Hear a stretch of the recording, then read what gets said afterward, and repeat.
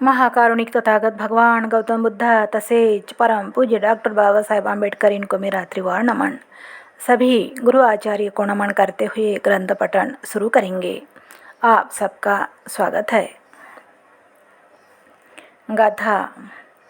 उत्थानेन प्रमादेन संयमेन दमेन च दीपं कैरातं मेघावी यं ओधो नाभिकिरति। अर्थ, बुद्धिमान व्यक्ति उद्योग, प्रमाद, संयम और इंद्रियों के दमन द्वारा अपने लिए ऐसा द्वीप बना ले जिसे बाढ़ डुबो न सके।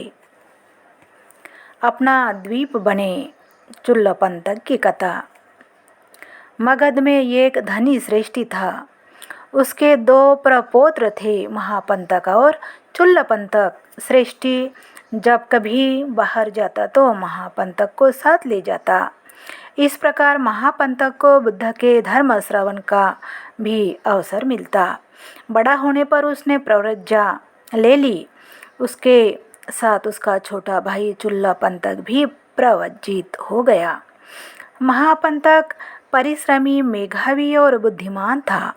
दूसरी ओर उसका छोटा भाई आलसी, मंदबुद्धि एवं काम स्मरण शक्ति वाला था।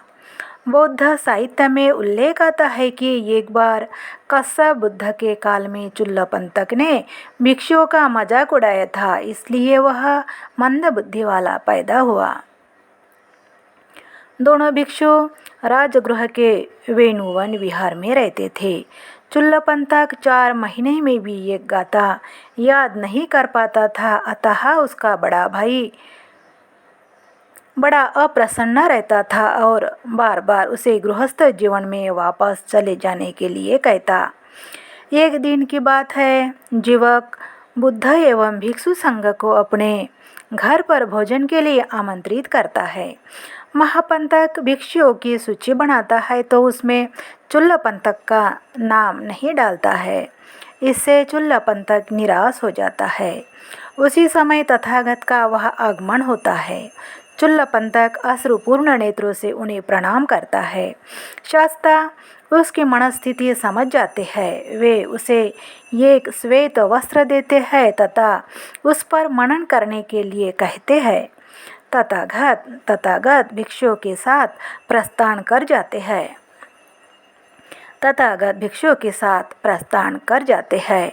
चुल्लपंथक विहार में ही रुककर शास्ता के निर्देशानुसार उस श्वेत वस्त्र पर मनन करता है।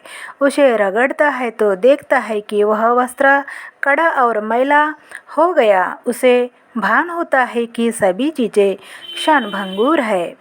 उसे यह भी अनुभूति होती है कि मन के 3 प्रकार के मन के 3 प्रकार के मैल होते हैं, राग, द्वेष और मोह।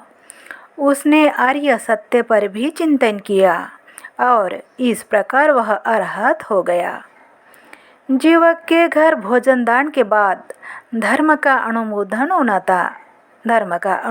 होना था। शाक्यमुनि ने कहा, विहार में एक भिक्षु चुल्लपंथक छूट गया है, उसे जाकर बुला लाओ। संदेशवाहक जाता है पर लौटकर सूचित करता है कि वहाँ तो एक जैसे 1000 भिक्षु है। बुद्ध उसे निर्देश देते हैं कि वह जाकर नाम पूछे और जो चुल्लपंथक नाम पर उत्तर दे उसे लेकर आए। इस बार 1000 आवाज़ें आती है और वह वापस आ जाता है। तब शास्ता उसे समझाते हैं कि जो सबसे पहले उत्तर दे उसे ही लेकर आओ। संदेशवाहक उस भिक्षु को पकड़ लेता है जो सबसे पहले उत्तर देता है। बाकी सभी भिक्षु गायब हो जाते हैं। चुल्लपंथक ने अपने रुद्धि बल से उनका सृजन किया था। चुल्लपंथक युवक के घर जाता है। भोजन के बाद बुद्ध उसे अनुमोदन के लिए कहते हैं। चुल्लपंथक बहुत ही सुंदर ढंग से धर्म अनुमोदन करता है। भिक्षुओं में घोर आश्चर्य है, वे सभी स्तब्ध है। जो चुल्लपंथक ये गाथा याद नहीं कर पा रहा था, वह अरहत कैसे हो गया? शास्त्र ने भिक्षु की जिज्ञासा शांत करते हुए समझाया। इंसान को चाहिए कि वह उत्साहित होकर अप्रमाद, संयम और दम से अपने आप को ऊपर उठा ले, जिसको किसी प्रकार की बाढ़ प्रभावित न कर सके। इस प्रकार मेधावी पुरुष को उद्योग, अप्रमाद, संयम और दम द्वारा एक ऐसा द्वीप बना लेना चाहिए जिसे बाढ़ डुबो नहीं सके। आप सबका मंगल हो।